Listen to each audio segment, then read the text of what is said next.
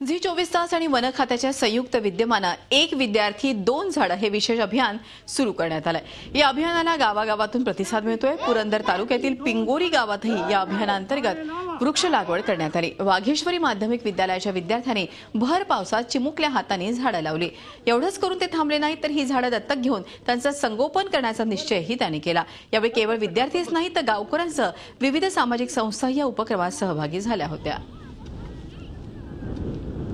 आता आम्ही झाडं लावली याबद्दल आम्हाला खूप आनंद वाटतोय, कारण झी 24 तासने जो एक विद्यार्थी दोन झाडे हा उपक्रम राबविलाय, त्यामध्ये आम्ही सर्व विद्यार्थी सहभागी झालोय। गेल्या 3 वर्षापासून आम्ही हे वृक्ष रोपण करतोय।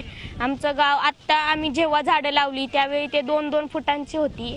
आत्ता जर तुम्ही आडाचीवाडी, कवडेवाडी या ठिकाणी पाहिलं तर ती आत्ता 10 फुटापर्यंत झाडं वाढवलेली आहेत। जसं आम्ही स्वतःची काळजी घेतो तसं आम्ही त्या वृक्षाची आमच्याप्रमाणेच काळजी घेतोय। मुख्यतः हे झी 24 तासने जो उपक्रम चालू केलेला आहे महाराष्ट्रभर आपण करतोय, याची सुरुवात आज आपण इथून केलेली आहे।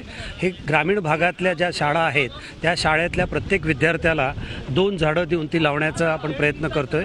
आणि त्या वयामध्ये ज्या वयामध्ये आम्ही आता त्यांना पुस्तक देतो त्याच वयात त्याच्या हातामध्ये आता आम्ही झाड देतोय, त्याला उद्याची ही जाणीव करून देतोय की हे तुला संवर्धन करावं लागणार आहे। आणि तुम्ही पाहिलंच आहेत की मोठ्या प्रमाणावरती विद्यार्थ्यांनी याच्यामध्ये भाग घेतलेला आहे आणि भाग घेणार आहे। आमची संस्था क्रिस्टली सांतोप्रेनर्स असोसिएशन जवळजवळ आमचे 150 मेंबर आहेत आणि त्यांचे मनीष गुप्ता हे लीडर आहेत। तर त्या माध्यमातून आम्ही ह्या वर्षी ठरवलं की आम्ही दरवर्षी काही ना काहीतरी सोशल ॲक्टिव्हिटी करत असतो।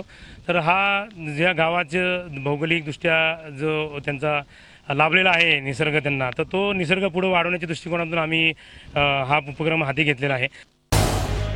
झी 24 तास रहा एक पाऊल पुढे।